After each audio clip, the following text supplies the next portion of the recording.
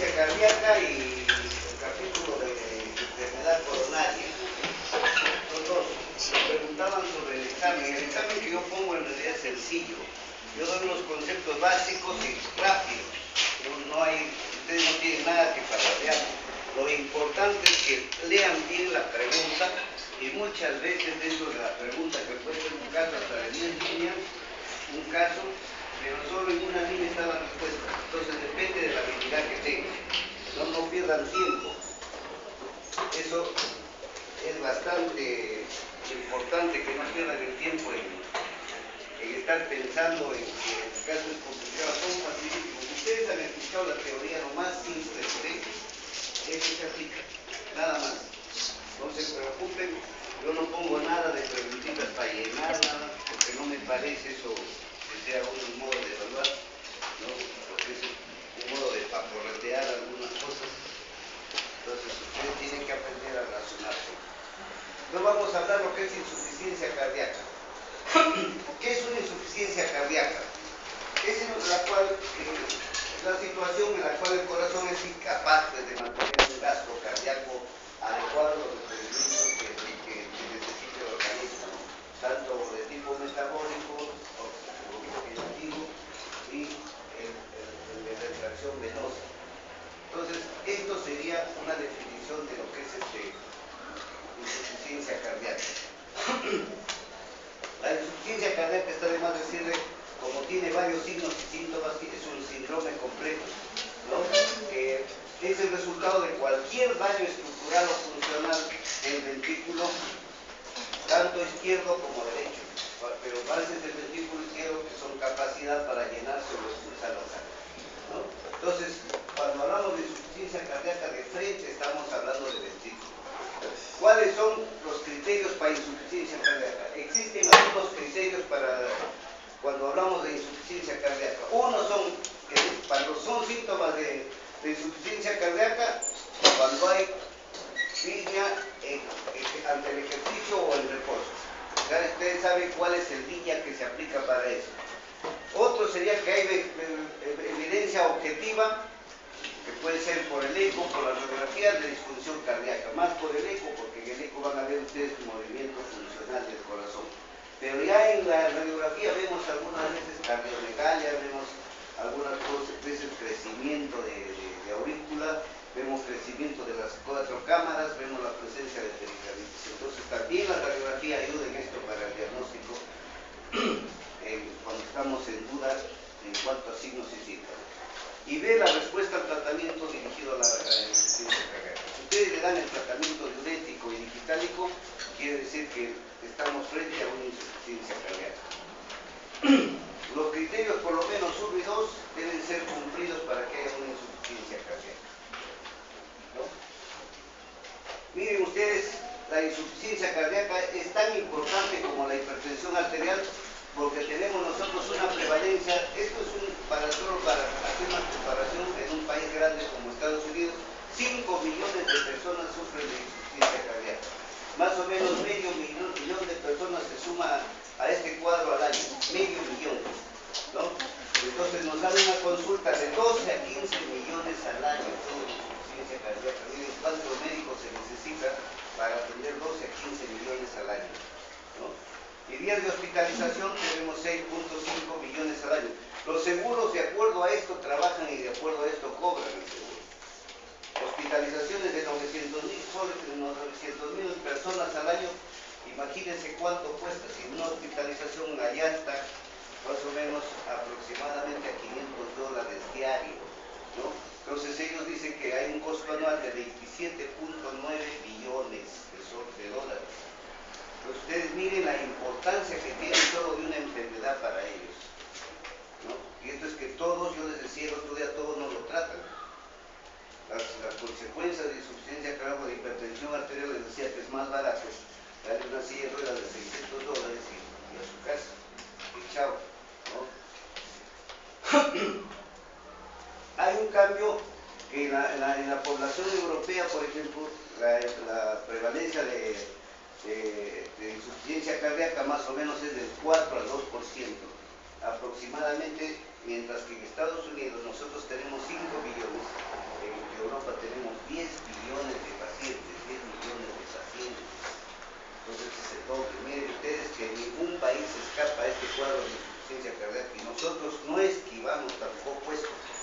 van a ver en todos los hospitales que están y tienen bastante número de insuficiencia cardíaca.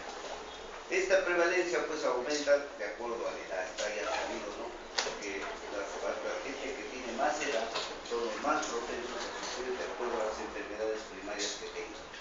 El pronóstico de la insuficiencia cardíaca es por lo general malo, ¿no? Cuando se diagnostica insuficiencia cardíaca, más o menos después que a ustedes han diagnosticado, el promedio de sobrevida de cada paciente es de 4 años, el promedio, ¿no? Y más aún en los de severa. Llega a ser, si ustedes ven una insuficiencia cardíaca que severa que les digo hoy día, no duran a veces ni los 4 años, el 50% muere al año, ¿no? De insuficiencias cardíacas severas y que no son tratadas, ¿no? Es una causa frecuente de internamiento. Ustedes no sé cuántos casos han visto en cada hospital, pero tenemos en el hospital por lo menos de insuficiencia cardíaca debemos tener ahorita 14, 15 casos, que es bastante, ¿no? Su incidencia se incrementa con la edad, es la causa frecuente de hospitalización, sobre todo en las personas de tercera edad, y acá está nuevamente la mortalidad de 50% en pacientes con clase milla 4, acuérdense de milla. Igual, esta frecuencia también puede deberse al envejecimiento de la población. No se olviden que cada vez nuestras poblaciones tienden a ser de mayor edad. Ustedes van ya a la Argentina, entran a una iglesia y van a ver puro cabecitas blancas de 200 personas, 180 por lo menos, pasan largamente los 80 años. Eso es lo que nos esperamos nosotros también. Todavía no nos estamos preparando hospitales para tercera edad, pero de acá a unos 20 años creo que vamos a tener un porcentaje altísimo de tercera edad. Hacia eso vamos igual que los países europeos, ¿no? Nosotros hemos encontrado que hay causas de aumento de la frecuencia cuando hay infarto y miocardio, pero los tratamientos y la existencia de unidades coronarias y la existencia ahora de trombolisis, esto lo están alargando, ¿no? Se reduce la mortalidad en este tipo de pacientes coronarios, igual que en pacientes con hipertensión, si se ejercería un buen control de tratamiento, eso ya hablamos, ¿no? Y en la cardiomyopatía idiopática sí hay una prevalencia bastante fuerte. Esa no todavía no es controlada porque mucha gente, si no hace la insuficiencia cardíaca, no se hace un diagnóstico a tiempo. ¿Cuáles son los factores de riesgo para que haya insuficiencia cardíaca? El ventrículo izquierdo crecido, incrementado sin paredes, hipertrofia ventricular izquierda. Ya ustedes saben por qué hay hipertrofia de ventricular izquierda. Es la primera etapa de defensa del ventrículo izquierdo. El primer estadio es hipertrofiarse para mejorar su contracción y su etapa de vaciamiento, y la otra etapa es la dilatación. Otro factor de riesgo es el envejecimiento. Nosotros contra la primera parte sí podemos luchar contra una buena presión, una cardiopatía haciéndolo valvular, llevándolo bien, tratándolo a tiempo, pero el envejecimiento de esto no escapamos, ¿no? Cuando hay enfermedad coronaria también es un factor de riesgo, porque si no se trata estas enfermedades coronarias van de frente hasta la insuficiencia cardíaca y muerte. La hipertensión arterial, que hemos hablado bastante, los casos de diabetes mellitus. No se olviden que la enfermedad de diabetes mellitus no es una enfermedad netamente endocrina, es una enfermedad de vasos. Ya saben ustedes qué pasa con los vasos. Los vasos se obstruyen y eso nadie lo mejora. Ningún medicamento hay que desobstruya los vasos. La obesidad, ustedes tienen que aconsejar, y los alumnos que sean obesos tienen que empezar a tratarse. El mejor tratamiento para el paciente, para algunos obesos, es la dieta, evitar la dieta nocturna. En la noche no se debe comer. Ustedes a los pacientes deben aconsejar que en la noche ya no hay comida. Entonces así corrigen ustedes la obesidad, que es tan negativa, ¿no? Porque podemos soportar una obesidad hasta los 50 años, pero de ahí empieza el cuerpo, no está preparado. Van a tener no solo problemas de síndrome metabólico, sino van a tener problemas articulares. Muchos pacientes terminan con prótesis de rodilla, ¿no? Y los fumadores, que está harto demostrado que el daño es tremendo en los vasos. Estos serían los factores de riesgo. Este es más o menos para hacer un cuadro de comparación ajustado por la edad. Miren que las edades, a más edad que habíamos hablado, es el mal empeora, ¿no? Las cifras de colesterol, miren cómo se incrementa en hipertensión, en diabetes, cuando esto es alto, el porcentaje es mayor. Fumadores igual, si el paciente es fumador, hay un porcentaje también y sobre todo en la hipertrofia ventricular izquierda. La hipertrofia ventricular izquierda, ven ustedes que el factor de riesgo es mucho mayor en cualquier etapa, hombres, mujeres y a cualquier edad. Acá inclusive ustedes van a ver que el porcentaje en hombres jóvenes cuando hay hipertrofia ventricular izquierda quiere decir que tienen alguna cardiopatía de fondo, puede ser de hipertensión, valvulopatías, etc., ¿no? Tienen mucho más riesgo, el riesgo es altísimo. La hipertrofia del ventricular izquierdo es un factor de riesgo independiente. ¿Para qué? Accidente cerebrovascular, insuficiencia cardíaca y enfermedad coronaria. Entonces acá ven ustedes cómo es el porcentaje de accidente cerebrovascular, falla cardíaca y enfermedad coronaria. Las enfermedades coronarias ocupan un altísimo lugar. Este sería el resultado de enfermedades hipertensivas netamente. ¿Cuál es la etiología? Como etiología tenemos que el corazón va a verse sobrecargado de volumen, va a haber sobrecarga de presión, va a haber pérdida de miocardio cuando hay necrosis por infartos, va a haber disminución de la contractilidad y restricción al llenado. Hay un problema ya de postcardia.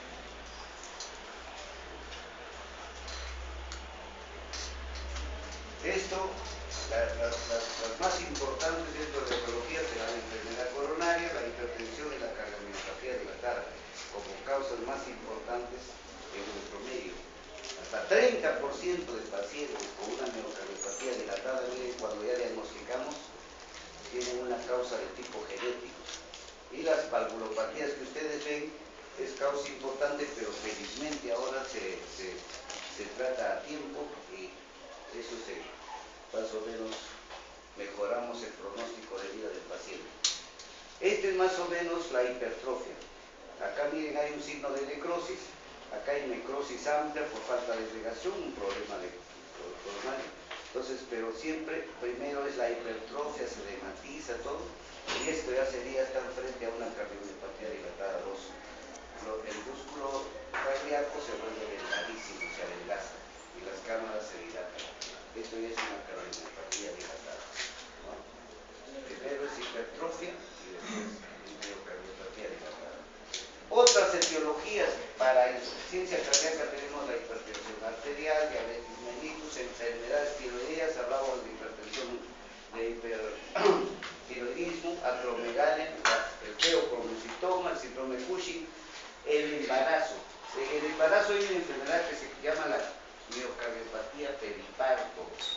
Entonces no les vaya a tocar a ustedes una gestante que llega y que hace el cuadro de insuficiencia cardíaca. Ustedes lo auscultan y va a tener un soplo, puede ser mitral o aórtico, no lo van a especificar bien.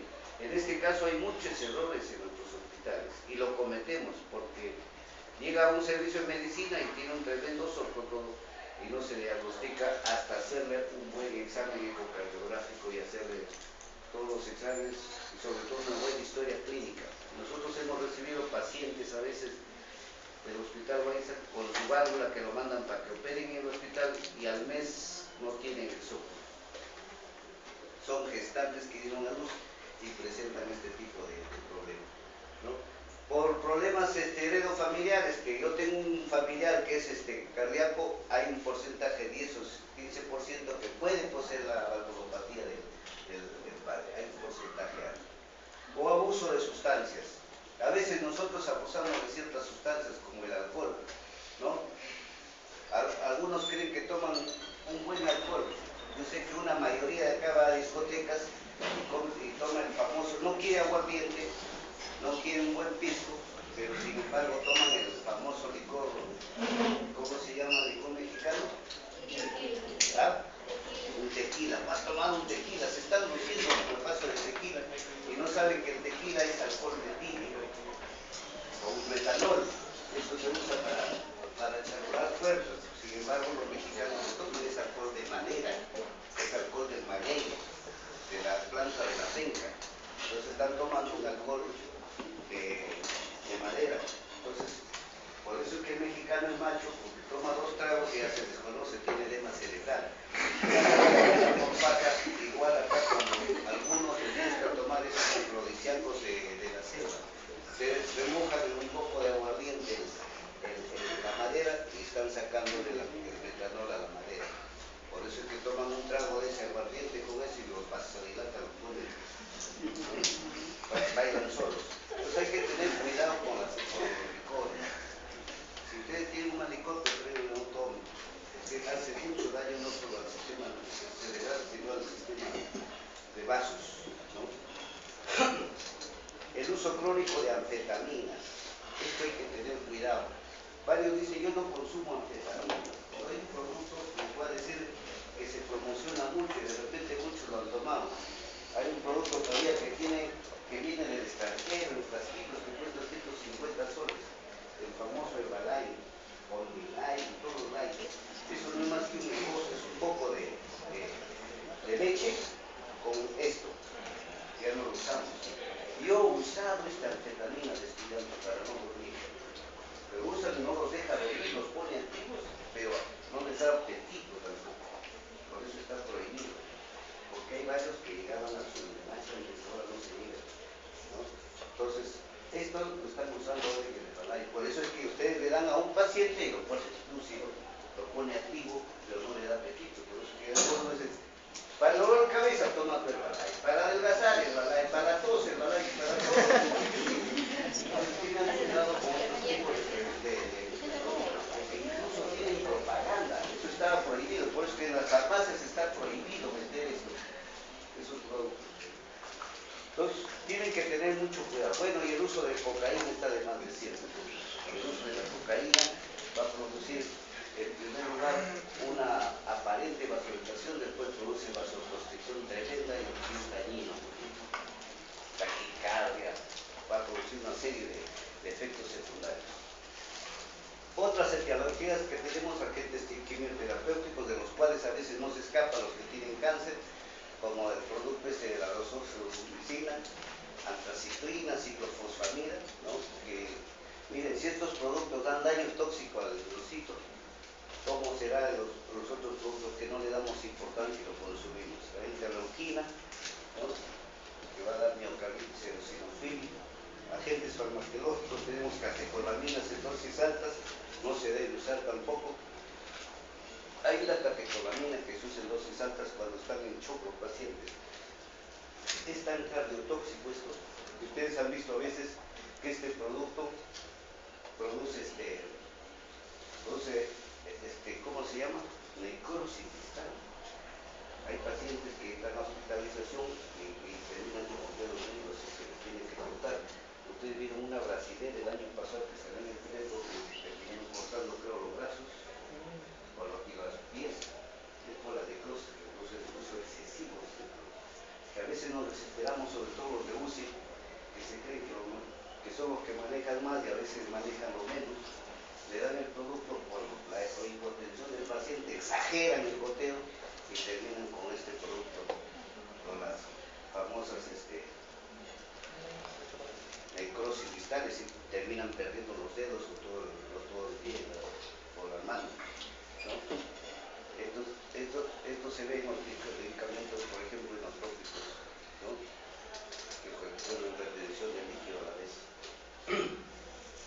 Hay que tener cuidado en varios. Otra de las etiologías son las toxinas. El plomo, que está demostrado. Esto nosotros felizmente tenemos una buena agua potable, otros países consumen demasiado plomo. Por eso es que se controla también el consumo de plomo mediante el despido de fábricas y de los carros. Antes la gasolina que teníamos, el petróleo tenía demasiada cantidad de plomo. Ahora están agregando alcohol, por eso se llama gasol, de gasolina. Eso está mejorando el ambiente, ustedes respiran diferente, ¿no? El arsénico está de más decir, el cobalto, que es hasta mortal el arsénico, ¿no? toxinas endógenas que produce el propio organismo también son negativas, como la uremia, los cuadros sépticos, ¿no? Sobre todo por estos cuadros sépticos cuando tienen origen de necrosis de tumores, las enfermedades del tejido conectivo como el lupus eritematoso, la esclerodermia, la polimiositis, enfermedades granulomatosas como la sarcoidosis, enfermedades infiltrativas como la amiloidosis y miocarditis virales o secundarias a un HIV. También producen esto, el Chagas, que ustedes saben ya por cuál es la enfermedad de Chagas, producida por el mosquito, ¿cómo se llama? Hay mosquito. Esta enfermedad de Chagas, ustedes tengan en cuenta que da cardiomiopatía y bloqueo auriculoventricular completo. Los que viajan a Arequipa es una zona de Chagas. Hay una zona de Arequipa que tiene bastante Chagas. Igual en Argentina es problema es un problema nacional. En Argentina hay mucho Chagas. En cardiología lo primero que discuten y todos los años es sobre Chagas, ¿no? También puede haber deficiencias metabólicas como beriberi, la deficiencia de carnitina, nos lleva a eso. Antes había un producto que tenía carnitina para el tratamiento, pero ahora ya no existe, ¿no? Las hemoglobinopatías como la talasemia, ¿no? Que hizo recarga de hierro en las perfusiones repetidas, la esferocitosis, que esto lo van a ver en la parte de hematología, los estados de alto gasto como el hipertiroidismo, la anemia crónica severa, las fístulas arteriovenosas, la enfermedad de Paget y la sepsis. Estas fístulas arteriovenosas por lo general también llevan a cuadros de insuficiencia cardíaca. Enfermedad valvular cardíaca, ni hablar, está de fondo, y hay un porcentaje de idiopáticas que nos quedamos sin conocer, que es el 10 a 20%.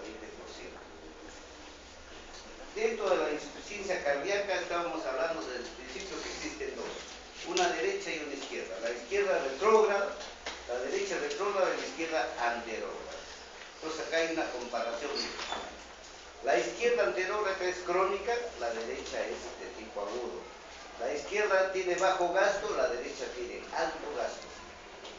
La derecha es congestiva, la izquierda no es congestiva. La derecha es diastólica, sobrecarga diastólica, la izquierda no es de tipo sistólico. Este es un cuadro muy interesante para que vean ustedes la diferencia que hay de las dos cardiopatías. Esta es una prevalencia de insuficiencia que no es solo para mostrarles, ¿no? No es tan importante, pero para que vean la prevalencia que hay.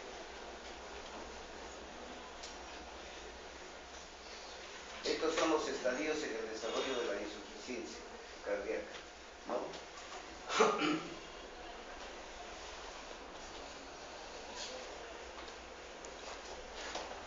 Acá más o menos lo que dice es que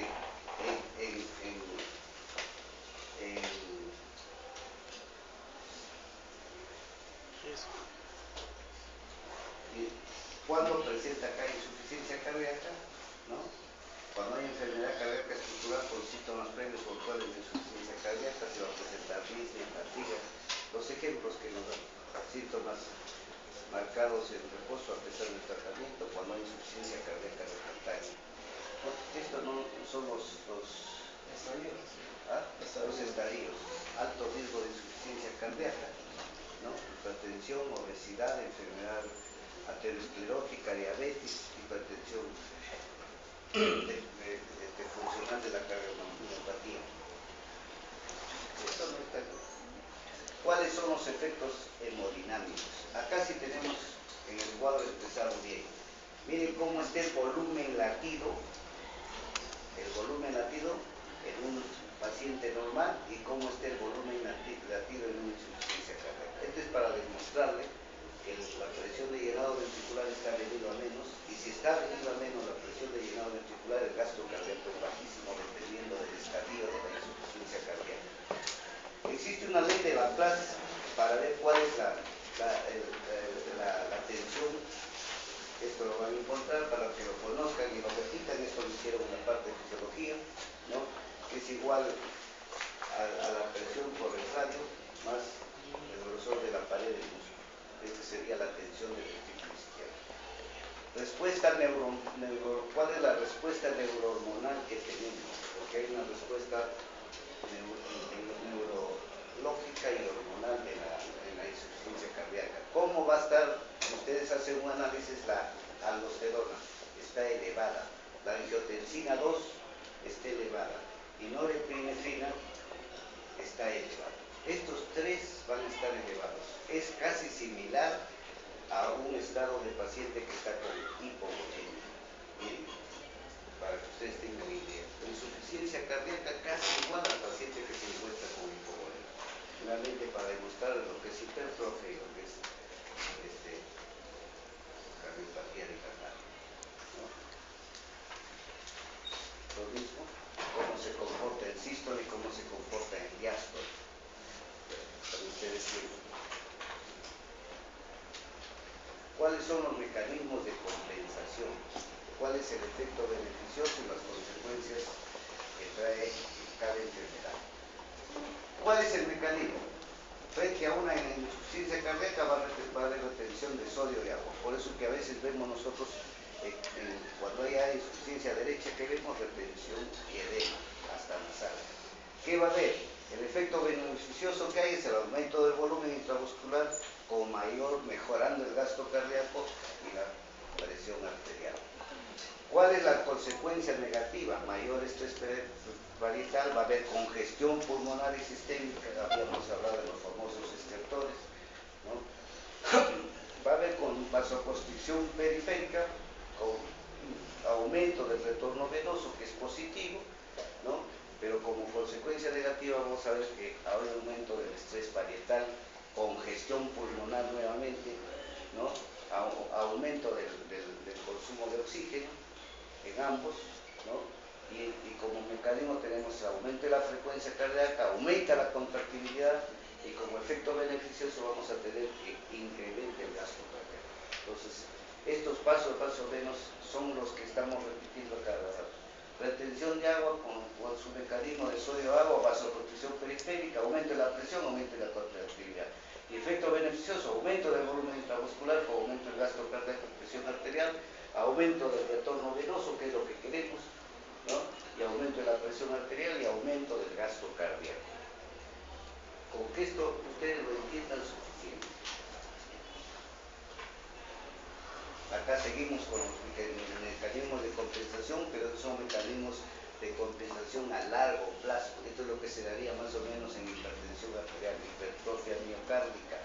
Entonces, para aumentar la fuerza causada por un aumento del número de unidades contráctiles para compensarlo, ¿no?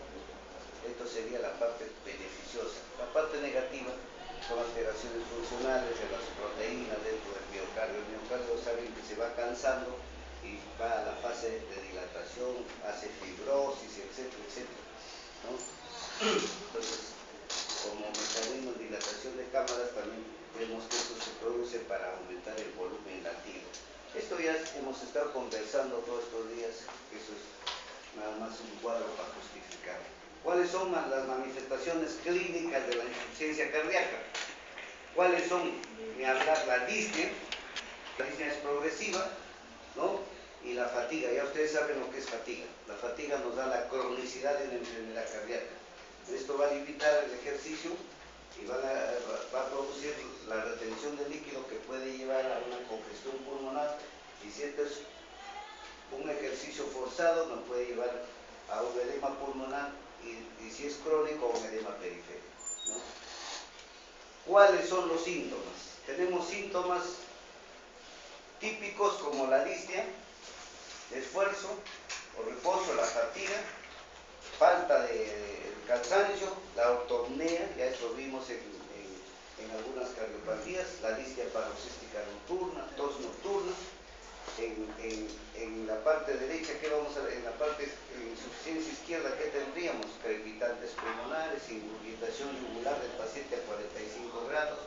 Algunas cardiopatías ya hemos visto, como la mitad que producen taquicardia, va a haber la presencia en algunos casos de tercer ruido, hay la famosa taquimia, edema de miembros inferiores, hepatomegalia, citis, cuando ya está en la segunda fase de insuficiencia cardíaca derecha, ¿no? ¿Qué evidencia hay en la disfunción cardíaca que sea evidente. Cuando haya una disfunción de tipo cardíaco va a haber una cardiomegalia, quiere decir que el cuadro es crónico, va a haber la presencia de tercer ruido, un soplo cardíaco en cualquiera de los dos focos importantes, mitral o órbico, ¿vale? Si hacemos un ecocardiograma vamos a ver disfunción del ventrículo izquierdo, elevación del ¿qué es esto? ¿Ah? ¿Qué es? Elevación de los natriuréticos mayor de 400 ppm por mililitro. Esto todavía no se hace con los hospitales. ¿Cuáles son los criterios de Framingham para decir que hay insuficiencia cardíaca? Esto sí, por favor, fíjense. Hay criterios mayores y criterios menores. Por lo general se tiene que cumplir 2 o 3 criterios importantes de cada uno. ¿Cuáles son los criterios mayores? Disnea paroxística nocturna, ingurgitación yugular y espectores, cardiomegalia o edema agudo del pulmón, ¿no? Presencia de tercer ruido, reflejo de parte yugular no es otra cosa que ustedes cuando no ven una insuficiencia clara, ajustan la parte hepática, lo ajustan y ustedes inmediatamente van a ver aparecer la ingurgitación yugular. Pero por lo menos debe cumplirse estos 2 o 3 criterios. ¿Ya? Va a haber pérdida de peso también, ustedes saben por qué es la pérdida de peso, ¿no? Frente a un hígado congestivo no hay buen metabolismo, entonces el paciente pierde peso. ¿Y cuáles son los criterios menores? Edema de miembros inferiores, tos nocturna, tos no productiva, disnea de esfuerzo, hepatomegalia, que este paciente de criterio menor ya entró a un problema de insuficiencia cardíaca derecha, va a haber derrame cerebral, ¿no? Va a haber taquicardia, mayor de 120 latidos por minuto, ¿no? Este es latidos, este no es latidos, sino latidos. Otros signos y síntomas de insuficiencia cardíaca, nuevamente, la disnea de reposo, la disnea paroxística nocturna, malestar abdominal o epigástrico, náuseas o anorexia, edema podálico, trastorno del sueño, apnea, tos, psiquis y aumento de peso. Estamos repitiendo casi lo mismo. Fatiga fácil, ¿no? En los de bajo gasto, esto era de insuficiencia congestiva, en los de bajo gasto tenemos fatiga fácil, náuseas, anorexia, pérdida de peso, trastorno de concentración, alteraciones del sueño, desnutrición, tolerancia al ejercicio, pérdida de la masa muscular y oliguria. Estos pacientes por lo general muchas veces no orinan porque están reteniendo líquido. Ya ustedes saben el mecanismo que al retener sodio está reteniendo líquido. Y si vemos nosotros en el examen físico la una inspección de las venas, vamos a ver una gran ingurgitación yugular, ¿no? Ahí dice mayor de 15 centímetros de agua. Esto por lo general no lo medimos, para eso existen equipos que se ponen en el cuello y nos van a medir la fuerza en milímetros de mercurio o con catéteres. El signo de Kussmaul, ya ustedes lo han visto, esto en respiratorio, ¿no? Cuando hay ausencia de colapso, cuando hay colapso no está presente. Ondas B, que son las ondas del pulso yugular, que tampoco ustedes lo van a realizar, por lo general se hace es con la elevación del impulso ventricular, vamos a ver ondas B gigantes en la yugular. Esto no se les ha hecho, no estamos haciendo esta parte modificada. Y sobre todo esto se ve cuando hay insuficiencia tricuspidia severa.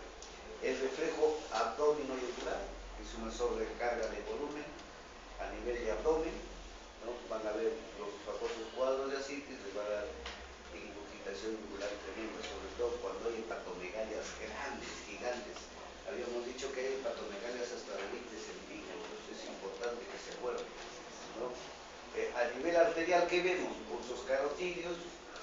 Esto lo vamos a ver en la estenosis aórtica, en la cardiomiopatías hipertróficas, va a haber soplos, en el caso de las arteriosclerosis también de pacientes de tercera edad vamos a encontrar muchos soplos, sobre todo los aórticos.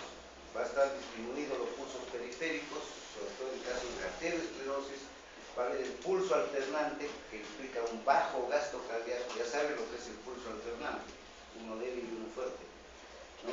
Y en la disfunción sistólica del ventrículo izquierdo, cuando esto ya se torna severo, ¿no?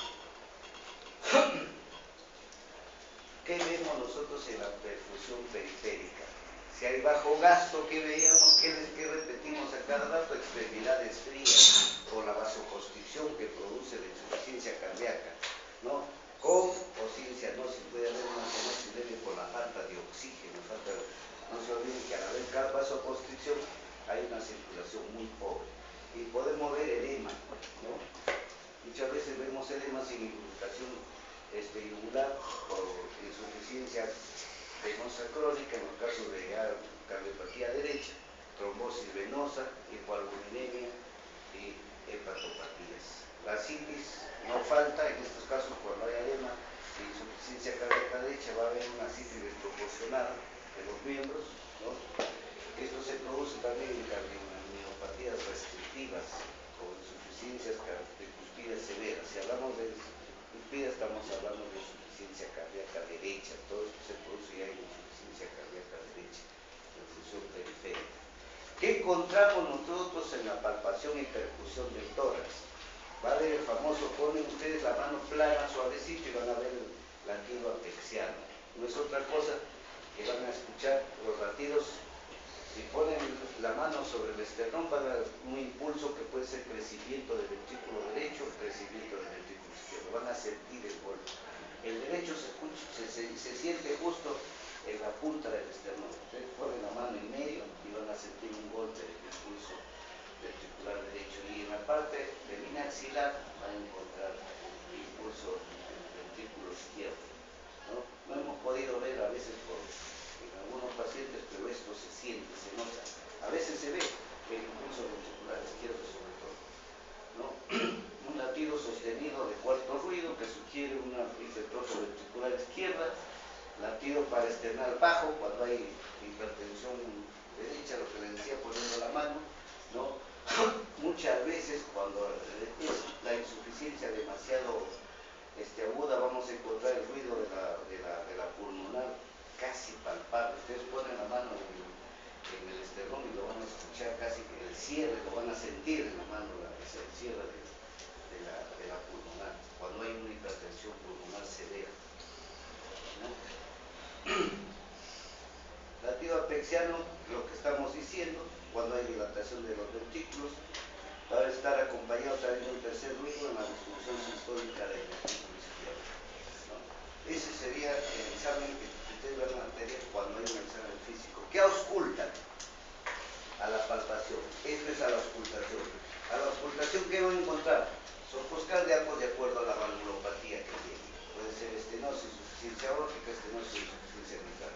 De acuerdo a la valvulopatía, y ustedes tienen sus soplos y ya saben cómo lo caracterizan. En los campos pulmonares, en una radiografía o a la inspección, van a sentir derrame pulmonar, que ustedes ya saben, un derrame pleural, que saben cómo se observa mediante la ausencia de ruido vesicular, la perfusión cómo está, etc. O puede haber crepitaciones y sibilancias, ¿no? Similares al asma cardíaca. Y otra de las cosas frecuentes que vemos en la auscultación es el ritmo del galope, que no es otra cosa de una compensación del ventrículo izquierdo, incrementar su ritmo para tratar de compensar la falta de sangre. Este es un paciente con insuficiencia cardíaca, amigos. La posición que toma piensa que ahí mejora su toma de oxígeno y mejora su capacidad de, ¿no? Otro paciente con insuficiencia cardíaca derecha, este será una insuficiencia cardíaca izquierda. No notamos edemas, solo trastornos en la respiración. Esta señora está más tranquila, pero notamos la gran cantidad de edemas y cuadros de ascitis. Incluso esto ya es un cuadro de amasar, ¿no? Esto está de más decirles, ya lo hicimos desde la primera clase, esto no se olvide, la clasificación funcional de Nueva York, el corazón, la asociación de corazón, que han visto en las historias, está clase 1, media clase 2, media clase 3 y media clase 4, cuando los síntomas de disnea ya son al reposo exagerado, ¿no? Esto ya lo hemos hecho desde la primera clase. Hay un estudio de Framingham para ver, un estudio europeo, que la mortalidad en hombres es del 62% con insuficiencia cardíaca en un promedio de 5 años. Miren lo corto que es. Ustedes diagnosticaron y ya tienen que ir aconsejando al paciente que ponga sus cosas en orden. 42 pacientes en mujeres, también en un periodo de 5 años. 75%, ¿no? Después de 9 años del inicio clínico. Inicio clínico es cuando ustedes diagnosticaron alguna otra enfermedad. Yo diagnostico recién hipertensión, no lo diagnostico en forma crítica. Igual una valvulopatía, no lo diagnostico en forma crítica. Si empieza a ser insuficiencias cardíacas, si debuta con eso, el músculo se va agotando. Entonces me da un promedio de corta vida. Por eso es que la mayoría de valvulopatías o cardiopatías bien tratadas tienen promedios de vida largo, ¿no? Ahora que el tratamiento estamos logrando, ustedes van a encontrar en algunos hospitales pacientes con válvulas de 30 años de evolución viral de efecto recién regresa por recambio de válvula, ¿no? La muerte súbita se produce mayor en hombres que en mujeres, es el doble.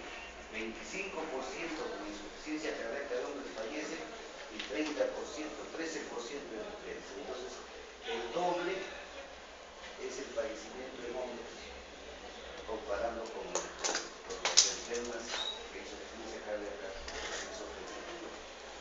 El pronóstico, miren, ¿no? Cuando este es un pronóstico por grado de NIA, ¿no? Cuando el NIA es 1 o 2, miren, el pronóstico de muerte es bajísimo. Y cuando el NIA es 4, el pronóstico es altísimo. Entonces depende de la gravedad que se mide. Solo ustedes viendo el grado de NIA, cómo está la disnea, ya están ustedes pronosticando el futuro de este paciente. ¿Cuál es el diagnóstico diferencial? Puede ser con o sin edema. Tenemos que diferenciarlo de una enfermedad de tipo parenquimal pulmonar que también nos lleva a la insuficiencia cardíaca derecha, los tipos crónicos, doctoras constituidas. No hay que confundirlo con insuficiencia cardíaca primaria, sino secundaria. Enfermedades pulmonares trombolíticas o tromboembólicas. El col pulmonar, ya saben que el col pulmonar es la consecuencia de una enfermedad crónica pulmonar, que puede ser cualquiera, hasta una PVC, y que llega por baja función de los pulmones, llega a, cuando hay col pulmonar, el pulmón ya está funcionando menos del 50%. Entonces ya estamos frente a un col pulmonar y hay que darle tratamiento. El tratamiento es bajar la frecuencia y darle diuréticos. Cuando hay hipertensión pulmonar primaria y secundaria también, esa es una enfermedad pulmonar netamente que nos va a llevar a asma inducida por el ejercicio. Cuando hay anemias severas, cuando hay estenosis mitral, ¿no? Cuando hay enfermedades neuromusculares, también hay una serie de enfermedades neuromusculares que nos ayudan a hacer pericarditis constrictiva, causas metabólicas como la acidosis. La acidosis también nos lleva a hacer un diagnóstico diferencial de lo que es insuficiencia cardíaca. Son esos. Diagnóstico diferencial también nosotros tenemos el síndrome nefrótico, la acidosis, van a dar casi los mismos signos: insuficiencia venosa, insuficiencia vascular combinada, tanto arterial como venosa, y los famosos linfoedemas, linfoedemas que pueden ser secundarios a patologías tumorales u otros tipos de enfermedades. ¿Qué vemos en el laboratorio nosotros cuando tenemos un paciente de insuficiencia cardíaca? Hay que hacer un buen hemograma. Veremos nosotros cómo está la hemoglobina, que es importante, por lo general cada uno se nota baja, ¿no? Si hay alguna infección sobreagregada, ¿no? Cómo están las plaquetas, cómo están los eritrocitos. En la orina vamos a ver si está o no patológica la presencia de sales, ¿no? Cómo está el sodio, el potasio, el calcio y el magnesio en sangre. El nitrógeno ureico, cómo está la creatinina, es importante porque la creatinina a ustedes les va a dar función renal, ¿no? Cómo está la glicemia. El paciente si es diabético, ya saben a lo que está expuesto, enfermedad de vasos, ¿no? Cómo está la función hepática, cómo está el TSH. Todo esto es importante para nosotros hacer un diagnóstico de insuficiencia cardíaca, ¿no? Hay otros exámenes que tenemos el electrocardiograma de 12 derivaciones, que es el que usamos normalmente, ¿no? Que ahí vamos a ver también algunas cosas como crecimiento de cámaras, vamos a ver arritmias, vamos a ver tipo de ritmo, ¿no? Todo esto lo podemos ver si hay cuadros de infarto. Entonces esto nos da el electrocardiograma. Antes teníamos solo electro, ahora ya hablamos desde la primera clase que tenemos el electrocardiograma bidimensional, antes era monodimensional, y ahora tenemos el Doppler incluso para ver flujo, que nos da cantidades. El eco ya hemos escrito bastante, que nos da cómo están las válvulas, cómo está el músculo cardíaco, si se moviliza o no se moviliza, cómo está el centro, ¿no? Después tenemos ahora las arteriografías coronarias también, que se hacen en pacientes con sospecha de isquemia o de infarto, ¿no? Entonces, esto todo nos da una serie de estudios. Ahora hay estudios de ecocardiografía por dobutamina para incrementar el ejercicio. Si usted tiene un paciente acostado, le ponen dobutamina, aumenta la frecuencia cardíaca y lo van a estudiar como si estaría haciendo ejercicio el paciente, ¿no? Hay otro estudio de perfusión miocárdica con cestamol o talio. Estos son ya reactivos, ¿cómo se llama? Radioactivos, ¿no? Para valorar estos reactivos al inyectarle al paciente, van a ver ustedes imágenes azules o rojas viendo dónde hay zonas de isquemia o no. Esto ya se usa sustancias de radioisótopo. El talio es un radioisótopo. Otros exámenes, tenemos un tamizaje por hemocronocitosis, la apnea del sueño, cuando el paciente es portador de HIV, ¿no? O de VIH, pruebas diagnósticas para enfermedades reumatológicas, amiloidosis, pleocromosoma, hay que descubrir cuál va a ser la consecuencia allí, hay que medir el péptido natriurético, ¿no? Etcétera, etcétera. Esto por lo general deben estar dentro de los servicios de emergencia para hacer un diagnóstico, pero a veces no lo tenemos a la mano. ¿Cuáles son los objetivos del tratamiento de la insuficiencia cardíaca? Además de decirles, nuestro objetivo es darle una mejor calidad de vida, una sobrevida, disminuir la morbilidad, mejorar la capacidad de desenvolvimiento en el trabajo o en el ejercicio del paciente, mejorar su calidad de vida, ¿no? Disminuir los cambios neurohormonales, disminuir la progresión de insuficiencia cardíaca,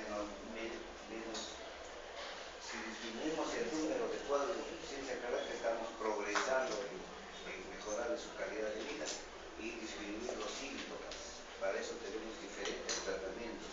Hay antiarrítmicos, hay digitálicos, hay antihipertensivos, toda la batería, bloqueadores, diuréticos, toda la batería que tengamos tenemos que emplear. Eso ya lo van a ver ustedes en la parte clínica. Y en el tratamiento, ¿qué usamos? Vamos a restringir a este paciente que está depletado de sodio, vamos a restringir la dieta de sodio, ¿no? Vamos a tener que hacer una medición diaria del peso, ¿no? Para ver nosotros, porque acá se usa bastante diurético, para medir cómo estamos utilizando el diurético. Tenemos que ver el estado de hidratación. A veces no podemos poner diuréticos si no vemos en qué grado de hidratación está. La inmunización es con vacunas contra la influenza y neumococo. Ya vimos cómo actuaba la influenza y el neumococo, ¿no? El día de ayer, ¿no? Y mejorar la actividad física, ¿no? Estos pacientes mucho disminuyen su actividad física.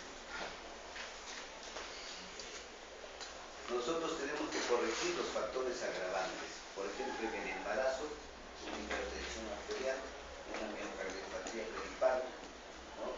Arritmias, ¿no? Que se presentan, mejorar las arritmias, controlar las arritmias, sobre todo la frecuencia, ¿no?